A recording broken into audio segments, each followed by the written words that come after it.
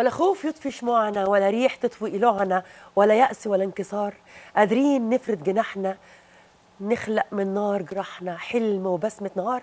مساء الخير على كل متابعي أسرار ونجوم في كل مكان، وموسم جديد على قناة الاس اتش سي 11/8/42. تهنئة كبيرة وخاصة للأستاذة ولاء عبد الحميد الإعلامية الجميلة مدير قناة الاس اتش سي، والأستاذة إيمان فوزي نائب مدير قناة الاس اتش سي. ألف مبروك وشكرا ليهم على المنصب اللي انتوا طبعا اتشرفت بيه ان انا اكون مدير العلاقات العامة والخارجية لقناة الاس اتش سي 11/8/42.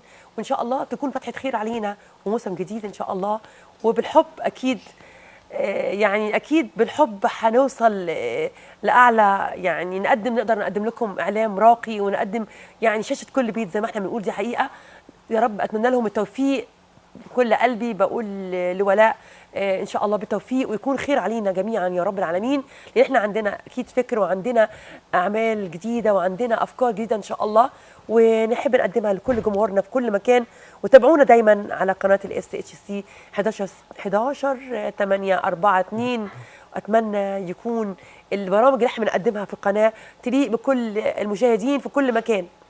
ابدا حلقتي النهارده مع المثلث الذهبي. انا سميته المثلث الذهبي لان الشباب مش قاعدين على القهاوي، شباب كل واحد جه من محافظه. انا عايزه اعرف انهم اتقابلوا كلهم ازاي، وازاي فكروا يكون عندهم شركه انشاء المستقبل للخدمات البناء وحاجات كتير، وعندهم تطوير مالي وحاجات مش عايزه اقول لكم. حابه ان احنا نتعرف عليهم واحد واحد. اولا برحب بالاستاذ اسلام الجيوشي مدير الموارد البشريه لشركه بناء المستقبل. اهلا بيك اسلام. اهلا بيك، سعيده بيك. طبعا احنا كنا منتظرين اللقاء ده بقالنا وقت، والنهارده نورت الشاشه عندنا. طبعا شرف لينا، طبعا ده حاجه اكيد. اشكرك. طبعا معايا الباشمهندس اسلام الطويل مدير قطاع الاستشارات الهندسيه لشركه بناء المستقبل. برحب بيك. اهلا وسهلا بحضرتك. اشكرك. طبعا معانا كمان الاستاذ امين الرفاعي المدير المالي لشركه بناء المستقبل. برحب بكم في اهلا وسهلا بحضرتك وبجميع الساده المشاهدين. ربنا يخليك. انا عايزه اعرف الاول شركه بناء المستقبل، وانا سميتكم فعلا زي ما الناس بتقول المثلث الذهبي. ما عندكمش وقت تضيعوه، عندكم فكره، عندكم الجديد دايما.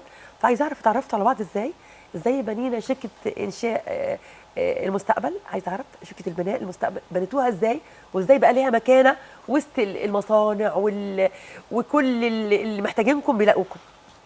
تمام. بسم الله الرحمن الرحيم. اللهم صل وسلم وبارك على سيدنا محمد وعلى اله وصحبه وسلم. اولا طبعا احنا تشرفنا بوجودنا في القناه مع حضراتكم، وطبعا احنا شركه بناء المستقبل لاداره وتشغيل خطوط الانتاج والمنشات الصناعيه.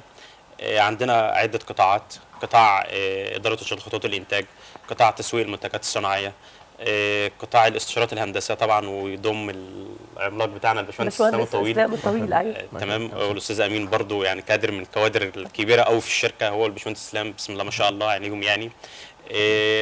كونا فكره وقررنا ونفذنا وجينا على ارض الواقع ونفذنا. ما فكرناش بس واحنا قاعدين، لا ده احنا فكرنا وخططنا ونفذنا. والحمد لله الشركه بدأ يكون فيها اكتر من كم قطاع، وكل ما الشركه بتعلى طبعا كل ما القطاعات في الشركه بتعلى. مسمى اداره وتشغيل خطوط الانتاج والمنشآت الصناعيه، بمعنى ان احنا كشركه بنمسك المصنع ايا كان المصنع منتجه ايه او طبيعه عمله ايه، لان الشركه بتقدر الحمد لله بفضل ربنا وبفضل شغلنا وشغل الشركه ان هي تدير خطوط الانتاج كلها. بمعنى ان خط الانتاج بيكون عباره عن مكن والات صناعيه. مظبوط. المستثمر بيحب يريح دماغه، بيحب يشيل الهيدك اللي عليه، بيحب يشيل ان هو عايز يزود انتاجه، عاوز ما يشغلش نفسه باي مشاكل تقابله، يعني عايز يحس ان هو يعني مرتاح في كل. بالظبط كده، مفيش مشاكل تقابله في المصنع طبعا او في اي شركه. بالظبط. كل اللي عليه ان هو بيشوف شركه تقدر تقوم بحاجه زي دي، اللي هي شركتنا شركه بناة المستقبل. الشركه بتقدر توفر جميع الوسائل وجميع الخدمات اللي تقدمها للمصنع علشان تبتدي معاه من اول ما تشغل المنتج لحد ما يصدر المنتج بره. بنقدر نوفر يعني المستثمر حياتك بيجي لك واحنا كمان اللي بندور على بندور على انت بتدور على المستثمرين. المستثمرين. بالظبط كده. بيفكر يعني بيحط الفكره او انت بتحط له الفكره بالظبط كده. وبيسيبك ان انت تتصرف. بالظبط كده. اقدر بتسلمه بقى المصنع جاهز من كل حاجه فيه. بالظبط كده. ده اول شق. يعني احنا ممكن نبتدي في شق الاستشارات الهندسيه، نبنيه له ونكون المصنع. طب المستثمر اللي عاوز يزود خطوط الانتاج يعمل ايه؟ الشركه بتاعتنا بتقدر توفر له كموظفين، موظفين فنيين انتاج، مدربين وغير مدربين على خطوط الانتاج. طبعا ما يشغلش باله بالتامينات، بالمواصلات، بالسكن، اي شيء يخص الهيدج ده كله ويخص الحاجات دي كلها احنا كشركه بنقدر نقوم بيها. طبعا احنا كاداره موارد بشريه بناخد الشق ده، بنجيب المشروع، بنقدر نسيستمه ونهندمه، ونقدر بقى نديه نخدم على مين؟ على طبعا الباشمهندس اسلام والاستشارات الهندسيه والقطاع الاوبريشن كله، لان هو مش ماسك استشارات هندسيه بس، لا ده ماسك قطاع التشغيل والتخطيط والتنفيذ، وهو بيقدر يقوم بيتابع المشروع بقى، يقدر يحط له الخطوات بتاعته زي ما الباشمهندس اسلام يقول لنا. يا ريت طبعا الباشمهندس اسلام الطويل، يعني حضرتك مدير قطاع الاستشارات الهندسيه، برضه عايز اعرف يعني برضه تعريف للمشاهدين وشايفينك، يعني برضه معنى القطاع بتاعك وايه اللي بيقدمه للمستثمر او كل ما بيحتاج اليكم يعني. هو قطاع الاستشارات الهندسيه ده طبعا يعني ده من الستارت بتاعنا. بدايه الشركه بتاعتنا كانت اساسها استشارات هندسيه، وبعد كده ضمنا لها شق اداره تشغيل خطوط الانتاج اللي هو الاوبريشن مانجمنت. فاحنا في قطاع الاستشارات الهندسيه بدايه شغلنا في الاول خالص كنا اشتغلنا في بروجكت صغير، ده كان في مدينه بدر، ده كان بدايه اساس شغلنا الاول يعني. بعد كده بقى لما شق الاوبريشن مانجمنت ده دخل، والاوت سورسنج، فكره الاوت سورسنج دي ضمناها لمجال شغلنا. طبعا حابين نخدم المنشآت الصناعيه، فطبعا عن طريق الريبير، عن طريق انشاء المصانع نفسها من A to Z. طبعا احنا دخلنا في مجال بقى خاص برضه بالانشاءات، اللي هو التنكات، اللي هو انشاء التنكات واللي هو زي الاليفيتد والريستد والريستد ان سويل، يعني كل حاجه ليها علاقه بالانشاءات الحمد لله احنا توغلنا فيها، خاصه بالمناطق الصناعيه وبالصناعات. يعني احنا ما سيبناش حاجه خاصه بالمنشآت الصناعيه لما قمنا بيها الحمد لله. تمام، حلو قوي.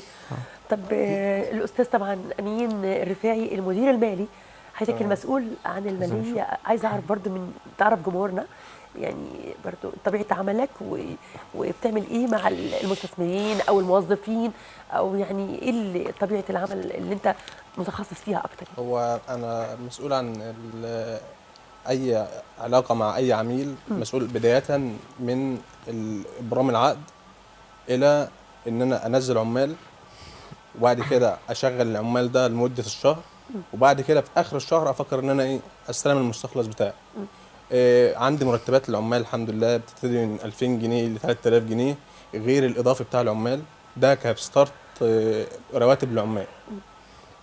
بعد كده بيجي عندي صرف المرتبات. حوافز العمال بقى انا عايزه افهم بتزيد كل قد ايه؟ الحوافز عندي حوافز، انت عارف يعني برضو اللي اصبح يعني الحياه صعبه على كل يعني عندي مكافآت بنزلها كل شهر للعمال، حاجه اسمها زياده بدل معيشه، عندي اجازات سنويه بصرفها، في تامين صحي، في تامين اجتماعي، بصرف للعامل المرتب بتاعه عن طريق البنك، سواء فيزا، بعمل له فيزا مشتريات ان هو يستخدمها في اي شيء خاص بيه. المرتب بتاعه اخر الشهر بيتحول له على الفيزا عن المرتب بتاعه. بعد كده بروح انا اتعاقد مع المصنع اللي متعاقد معاه، اصرف منه المستخلص بتاعي بعد ما انا اصرف المرتبات بتاع العمال. تمام. حضرتك برضو في يعني حاجات كتير، ضربات كتير بتقابل، خاصة كنت عايزة أسأل حضرتك في سؤال معين. يعني بعض الشركات الخدمية بيقول لك روح المصنع ده وهتشتغل، روح، بياخدوا كمان منهم يعني سواء عمولات أو عمولات وفي الآخر ما بيتوظفش، ممكن بيدفع لا احنا الحمد لله العمولة دي أو ما بيتوظفش في بعض الشركات. يعني انتوا رأيكم إيه؟ انتوا بيجي لكم ناس كتير؟ أنا عارفة. لا احنا طبعا أي عامل بيجي عندنا بتدور رسوم. طب برضه في ناس تخطط يعني السن اللي انتوا عايزينه ال 35 سنه ده تعملوا معاهم ايه؟ الناس اللي محتاجين اللي زي دول تعملوا ايه معاهم؟ عندنا بدايه السن التعيين من 18 سنه لسن 35 سنه. ده التعيين. طب والاكبر من كده مثلا لو حد محتاج؟ مثلا طب اللي فوق 35 مش هيشتغل، لا في ناس الحمد لله 40 سنه و45 سنه وبيشتغلوا معانا في مواقع بتبقى خاصه بالحاجه اللي بيبقى طبيعه العمل اللي بتبقى سهله عليهم. تمام. مش هتبقى زي بتاعه الشاب. تمام. اللي هو 35 سنه او 30 سنه. تمام. يعني بتقدر توجد العمل المناسب يعني للشخص المناسب، للسن المناسب بالظبط كده، وفي مجالات مختلفه. طب انا عايز اعرف انتوا اتعرفتوا على بعض ازاي؟ ده ثلاثه يعني كل واحد انا عارفه من محافظه او كل واحد من مؤهل يعني منين بالظبط؟ عايزه افهم انتوا ازاي جمعتوا يعني وعملتوا شركه بناء المستقبل. احنا في البدايه احنا اتعرفنا على بعض عن طريق شغل، وبعد كده جات لنا فكره ان احنا شباب. الفكره كان واحد؟ كان الفكره احنا الثلاثه مع بعض. جينا اتعرفنا على بعض في شغل قبل كده، كنا شغالين موجود مع بعض. الباشمهندس اسلام من كفر الشيخ، والاستاذ اسلام من طنطا، وانا من طنطا. جينا اتعرفنا على بعض في الشغل، وبعد كده جينا فكره ان احنا شباب ولسه في بدايه حياتنا. طب معانا الاستاذ شادي عشيره رجل اعمال. الو الو. اهلا اهلا اهلا بيك استاذ شادي، اهلا وسهلا. ربنا يخليك. ازاي حضرتك؟ اخبارك ايه؟ يعني ربنا يخليك. انا عارفه برضو حضرتك رمز من رموز الشباب اللي هي بداتها من الصفر، زي ما انت شايف عندنا رموز برضو يعني بيحبوا مصر وبداوها من الصفر واصبحوا عندهم شركه بناء المستقبل. يعني حضرتك يعني طمنا برضو عليك، وايه الجديد بتعمله؟ انت بتعمل ايه الجديد؟ الو. ايوه استاذ. يعني عايزاك توجه رساله منك للشباب. يعني والله انا بحيي كل شعب مصر وشباب مصر، والبلد دي فينا شغل، بس بدنا الشباب ان شاء الله يكونوا الشباب الثلاثه يحطوا ايدهم بايد بعض ويشتغلوا، لان البلد دي فيها خير اصلا. وبحيي كل حد بيكون عنده طموح انه يكبر ويعمل حاجه وكده. صحيح صحيح طبعا. وانا كمان بحييك لانك انت برضو بدات من الصفر، ويعني عارفه ان انت قد ايه عانيت لحد ما بقيت ليك اسم برضو في مجال العمل.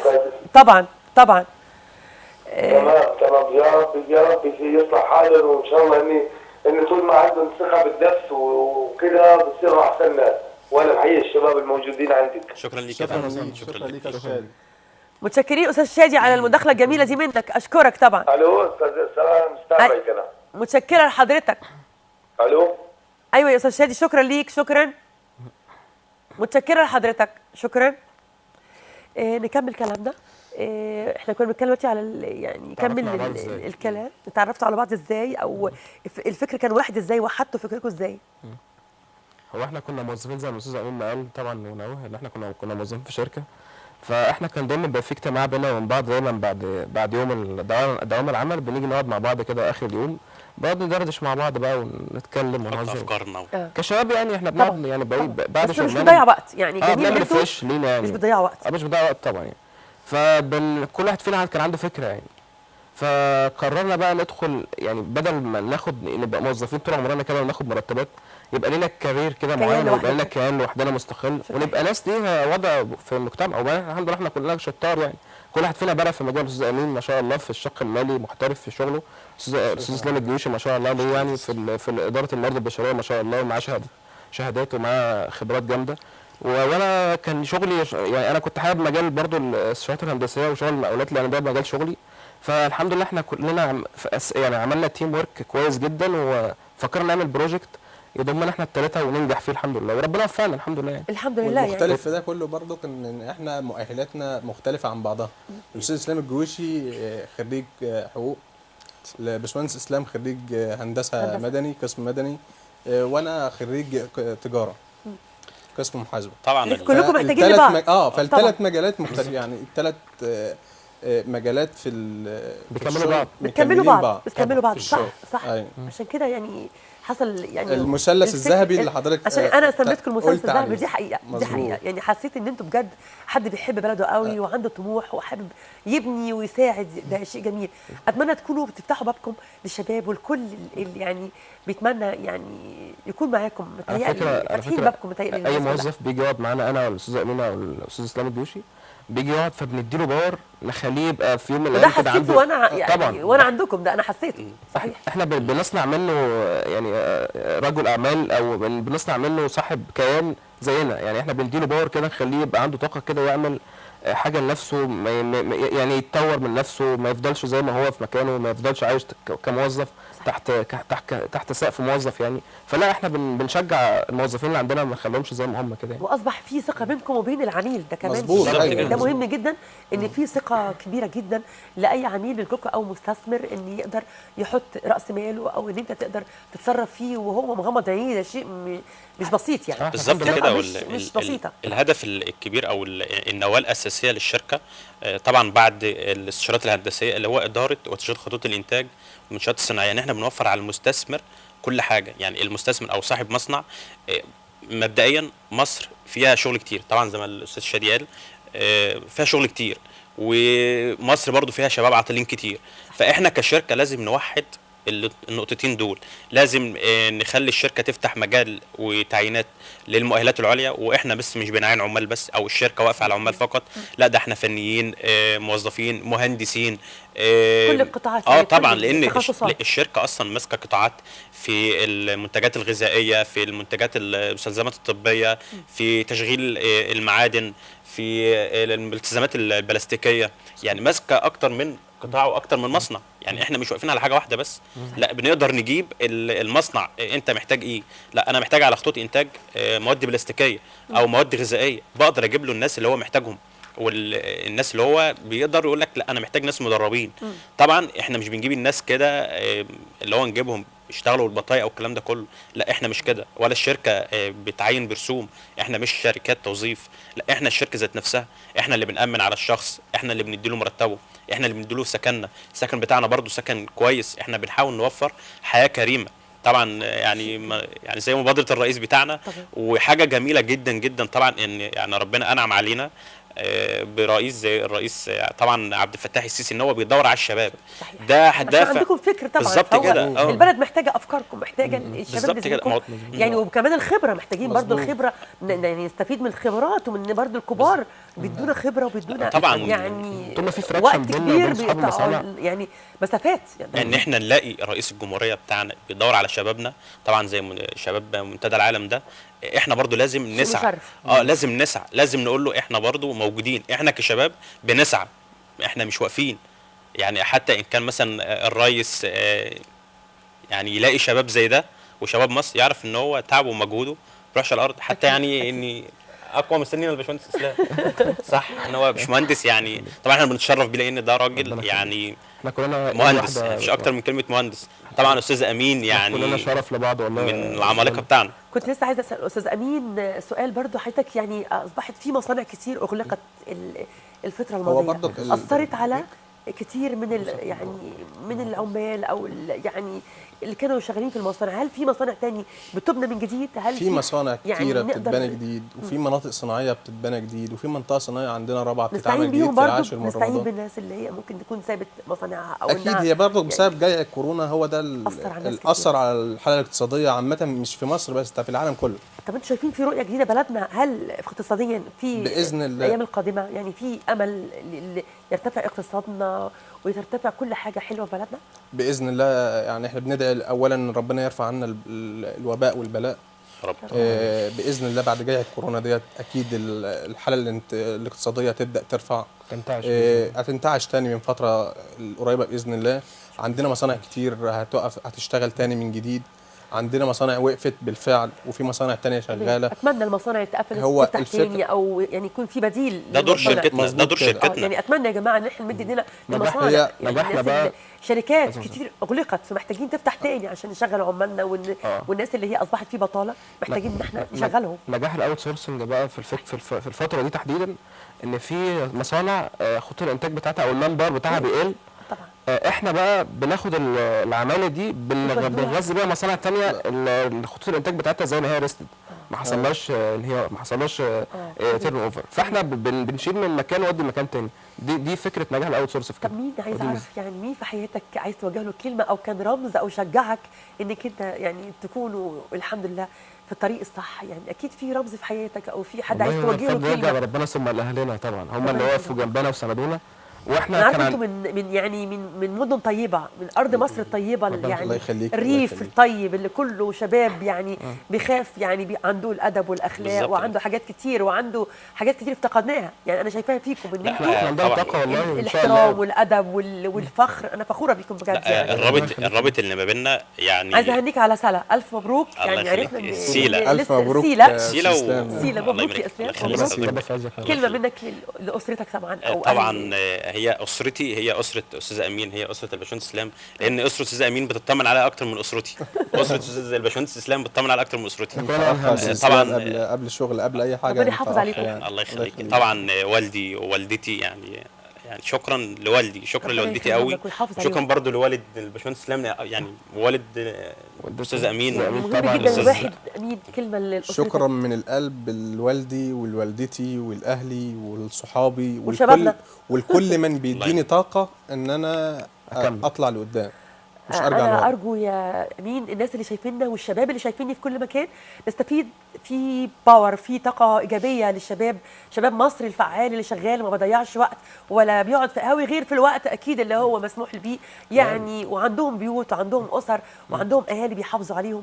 انا بجد سعيده جدا باللقاء واحنا فخورين جدا بوجود حضرتك. الله يخليك. اتمنى تكونوا سعداء، وان شاء الله مش مبسوطين تبقى اخر طبعاً. مره احنا باذن الله. ان اتشرفنا شاء الله باللقاء مع نتشرف بحضرتك حضرتك. تاني باذن الله. شرفنا اشكركم بحضرتك. جدا سعيد. وسعيده جدا بيكم. ربنا ألف شكر يخليك. لحضرتك. بس اطلع فاصل واستقبل ضيوفي طبعا الفقره القادمه. معايا المنتج السينمائي دكتور مصطفى حشاد، ومعايا النجم الجميل ابو جريشه، عشان نتعرف على الاعمال الجميله ونشوف الانتاج السينمائي راح فين، والشركات اللي كانت موجوده على الساحه اختفت ليه. كل ده هنعرفه من الدكتور مصطفى حشاد المنتج السينمائي، وكمان نسمع شويه دندنه من ابو جريشه. نطلع فاصل ونواصل.